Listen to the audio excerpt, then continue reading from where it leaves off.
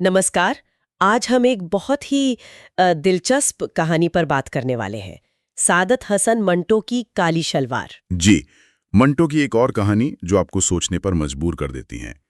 काली शलवार का शीर्षक ही अपने आप में काफी कुछ कहता है। हाँ बिल्कुल।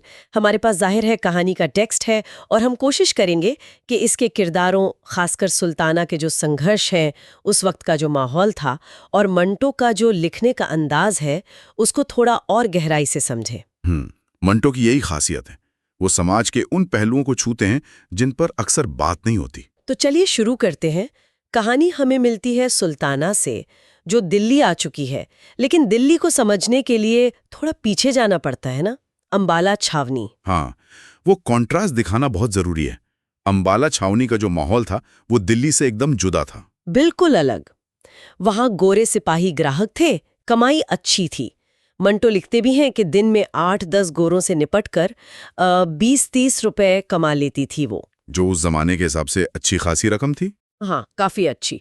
और वहीं उसने थोड़ी अंग्रेजी भी सीख ली थी। वो जुमला दिस लाइफ वेरी बैड। जी, जिसे वो बाद में दिल्ली की अपनी हालत पर इस्तेमाल करती है। ये जो फर्क है अंबाला और दिल्ली का, यही कहानी का एक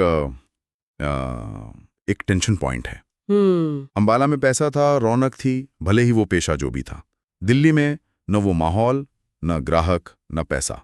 ये सिर्फ जगह का बदलना नहीं था, ये उसकी पूरी दुनिया ही पलट गई थी। सही कहा। दिल्ली में तो हालत बहुत ही पतली थी। मतलब 3 महीने में सिर्फ 6 ग्राहक। हाँ, और कमाई कुल 18.5 रुपए। जबकि फ्लैट का किराया ही 20 रुपए महीना था। सोचिए कहाँ से चलता गुजारा। और ग्राहकों का रवैया भी एकदम अलग। 3 रुपए से ज्यादा कोई देने को तैयार नहीं। वो एक वाकया भी है कहानी में। हाँ, वो जिसने 3 रुपए दिए और जाते जाते 98 वापस ले गया दूध के नाम पर। जी, छोटी छोटी बातें हैं, पर उस माहौल की बेरुखी, उसकी तंगी दिखाती हैं। तो सवाल उठता है कि वो अंबाला छोड़कर आई ही क्यों। और यही एंट्री होती है खुदाबख्श की। खुदाबख्श, कहानी उसके बारे में भी बताती है। रावलपिंडी का था, लॉरी ड्राइवर, फिर किसी औरत को भगा लाया था। हाँ, शादीशुदा औरत थी वो।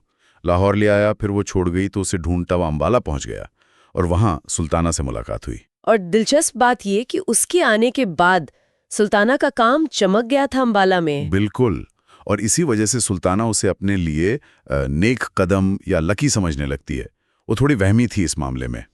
शायद इसीलिए जब खुदाबख्श ने दिल्ली चलने को कहा तो वो मना नहीं कर पाई, जबकि अंबाला में उसकी स्थिति बेहतर थी। लेकिन खुदाबख्श खुद दिल्ली आकर क्या करता है? मेहनत करने की बजाय वो किसी पीर फकीर के चक्कर में पड़ जाता है। हाँ, ये भी एक विडंबना है। वो अपनी किस्मत चमकाने के लिए दुआओं और तावीज़ों पर यकीन करने लगता है। ये उसकी अपनी लाचारी दिखाता है और शायद उस दौर की एक आम सोच भी। तो सुल्ताना आ तो गई दिल्ली खुदाबख्श के भरोसे, पर यहाँ का माहौल बिल्कुल बेजान। वो नए सरकारी फ्लैट्स। दी सरकार ने कस्बियों के लिए शहर से जरा हटकर बनवाए थे। सब एक जैसे, नीचे दुकानें, ऊपर घर। इतने एक जैसे कि सुल्ताना को अपना फ्लैट पहचानने में भी दिक्कत होती थी शुरू में। वो नीचे लॉन्ड्री वाले का बोर्ड देखकर अपना घर ढूंढती थी। ये एक रास्ता, ये बेजान माहौल शायद उसके अकेलेपन को और बढ़ाता था। और वो फ्लैट्स थे तो मॉडर्न। वो फ्लश वाले पाखाने का जिक्र है ना। हाँ, वो जंजीर खींचने वाला किस्सा, सुल्ताना का पहली बार डर जाना। वो सिर्फ उसकी सादगी नहीं है, वो दिखाता है कि ये नई, आधुनिक लेकिन ठंडी दुनिया उसके लिए कितनी पराई है, कितनी डरावनी। वो उसमें फिट नहीं हो पा रही। और इसी माहौल में उसका अकेलापन बढ़ता जाता है। ग्राहक नहीं, खुदा बख्श ज्यादातर उस पीर के पास, जिससे सुल्ताना चिढ़ने भी लगी थी। हाँ, पड़ोस की औरतें हैं हीराबाई, मुख्तार, अनवरी, पर सुल्ताना उनसे भी कटने लगती है। शायद अपनी गरीबी छुपाने के लिए या बस मन नहीं लगता। वो ज्यादातर वक्त बालकनी में खड़ी रहती है और वहां से क्या देखती है? रेलवे साइडिंग, इंजन, डिब्बे। ये देखना महज टाइम पास नहीं है। मंटो यहाँ उसके अंदर की कैफियत को बाहर की दुनिया से जोड़ रहे हैं। वो खुद को उस मालगाड़ी के डिब्बे की तरह देखती है जिसे इंजन ने धक्का दे दिया हो और वो बस लुढ़कता जा रहा है बिना मंजिल के। क्या कमाल की उपमा है ना। उसकी बेबसी, उसकी दिशाहीनता सब इसमें आ जाता है। और फिर वो पूरी रेलवे साइडिंग उसे एक बड़ा चकला नजर आती है। इंजन, ग्राहक, डिग्गे, औरतें। ये मंटो का खास अंदाज है। बहुत सहजता से रूपक बना देते हैं। जी, इसी उदासी और तंगी के बीच मुहर्रम का महीना आ जाता है। हाँ, मुहर्रम, इमाम हुसैन की शहादत का गम मनाने का महीना। काले कपड़े पहनना एक रिवाज है और सुल्ताना की भी दिली ख्वाहिश है कि वो भी काले कपड़े पहने इस रस्म में शामिल हों। लेकिन ये ख्वाहिश तब और दुख देती है जब वो पड़ोसन अनवरी और मुख्तार नए काले कपड़ों में देखती है। जॉर्जेट की साड़ी, लेडी हैमिल्टन की कमीज, सैटन की शलवार। मखमल का जूता भी। हाँ, तो सुल्ताना की जो ये इच्छा है ना, ये सिर्फ कपड़ों की नहीं है।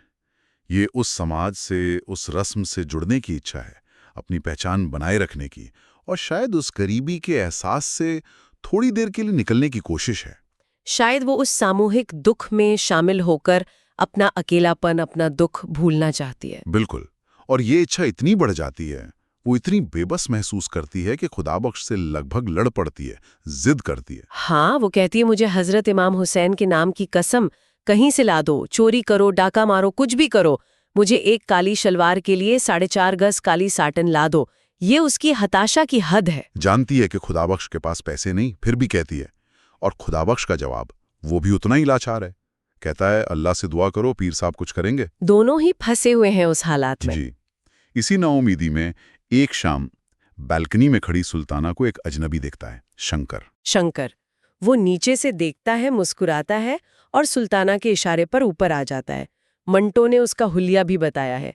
मामूली शक्ल पर आंखें साफ, जिस्म कसरती, कनपटियों पर सफेदी। हाँ, एक रहस्य है उसके किरदार में। और उसका बर्ताव, वो तो शुरू से ही अजीब। आते ही घर देखता है, बिस्तर पर लेट जाता है और फिर कहता है, मैं पैसे देने वालों में से नहीं हूं, मेरी तो फीस है, डॉक्टरों की तरह। सोचिए, पूरी सिचुएशन को पलट देता है वो खुद को सुल्ताना जैसा ही बताता है, झक मारने वाला, एक अजीब सी बराबरी दिखाता है। और खुदाबख्श और पीर का मजाक भी उड़ाता है। और फिर वो बात, ऐसी जगह पर क्या हिंदू और क्या मुसलमान। ये मंटो का तरीका है, किरदारों के मुंह से बड़ी सामाजिक सच्चाई कहलवा देते हैं। शंकर की ये बात उस माहौल की एक और परत खोलती है। तो ये शंकर है कौन? क्या मतलब है उसके इस रवैये का? यही तो सवाल है। वो सिर्फ एक ग्राहक तो नहीं लगता। उसका आत्मविश्वास, उसका पैसे ना देना, वो उस माहौल के नियमों को तोड़ रहा है। क्या वो शोषण का ही एक नया, ज्यादा बेबाक रूप है, या वो झूठे दिखावे से परे एक नंगी सच्चाई का आईना है? मंटो हमें सीधा जवाब नहीं देते। सुल्ताना पहले तो हैरान होती है, गुस्सा भी आता है। मंटो लिखते हैं कि अंबाला में होता तो धक्के मारकर निकाल देती। हाँ, जब उसके पास पैसा था, एक तरह का कंट्रोल था। पर दिल्ली की इस उदासी में, इस तंगाली में, शंकर की बातों में उसे कुछ ऐसा लगता है जो शायद उसकी अपनी बोरियत को, उदासी को कम करता है। और वो उसकी शर्त मान लेती है। कहती है, तुम जीते, मैं हारी। ये हार शायद सिर्फ उस बहस की नहीं, उसकी पूरी हालत की हार है। सही कहा। और यहां भी एक सौदा तो होता ही है, भले पैसे का लेन देन ना हो। फिर जब शंकर जाने लगता है, सुल्ताना बहुत हिचकिचाती हुए उससे काली शलवार की बात करती है। पैसे नहीं मांगती, बस कहती है अगर हो सके तो बनवा दे। कमीज और दुपट्टा तो रंगवा लेगी। ये उसकी मजबूरी है कि एक अजनबी से ये गुजारिश करनी पड़ रही है। शंकर तुरंत हाँ कर देता है, वादा करता है मुहर्रम की पहली को शलवार मिल जाएगी। लेकिन फिर वो पलटता है और सुल्ताना के कानों में जो चांदी के मामूली बुंदे हैं वो मांग लेता है। सुल्ताना सोचती है इनकी कीमत ही क्या है, उतार के दे देती है। हालांकि थोड़ा अफसोस भी होता है बाद में। ये लेन देन, शलवार के वादे के बदले बुंदे, कहानी को एक और मोड़ देता है। ये सिर्फ चीजों का एक्सचेंज नहीं है, ये इज्जत, जरूरत, मजबूरी, सबका एक मिला जुला सौदा है। सुल्ताना को यकीन नहीं था कि वो आएगा, पर मुहर्रम की पहली सुबह दरवाजे पर दस्तक, शंकर खड़ा था, हाथ में अखबार में लिपटा पैकेट जिसमें काली साटन की शलवार थी। वो देता है और चला जाता है। सुल्ताना की खुशी का ठिकाना नहीं। उसे लगता है बुंदे देने का अफसोस भी बेकार था, एक छोटी सी जीत। लेकिन मंटो की कहानी यहाँ खत्म नहीं होती। असली मोड़, असली चुभन तो बाकी है। हाँ, सुल्ताना नीचे से अपनी रंगी हुई काली कमीज और दुपट्टा लाती तैयार होती है। तभी फिर दरवाजे पर दस्तक, इस बार अनवरी आती है और नई शलवार देखती है, तारीफ करती है, पूछती है कब बनवाई। सुल्ताना कहती है आज ही आइए। और फिर अचानक सुल्ताना की नजर अनवरी के कानों पर जाती है। और वहां क्या था? वही चांदी के बुंदे, हूबहू वही जो उसने शंकर को दिए थे। एक शौक। सुल्ताना पूछती है ये बुंदे कहाँ से लिए? अनवरी का जवाब भी उतना ही सीधा, आज ही मंगवाए हैं। और इसके बाद वो खामोशी। मंटो लिखते हैं दोनों को थोड़ी देर तक खामोश रहना पड़ा। ये खामोशी बहुत कुछ कह जाती है ना? हाँ, मतलब सब साफ हो गया बिना कुछ कहे ही। शंकर ने वो बुंदे शायद अनवरी को दिए या बेचे। और शायद उसी से सुल्ताना के लिए शलवार बनी। एक हाथ से लिया, दूसरे हाथ दिया। ये उस पूरे सिस्टम का, उस माहौल का एक अक्स है जहां हर कोई जरूरत और मजबूरी के धागों से बंधा है। एक का फायदा, दूसरे का नुकसान, या शायद दोनों ही शिकार हैं। बिल्कुल। क्या कमाल का अंत है।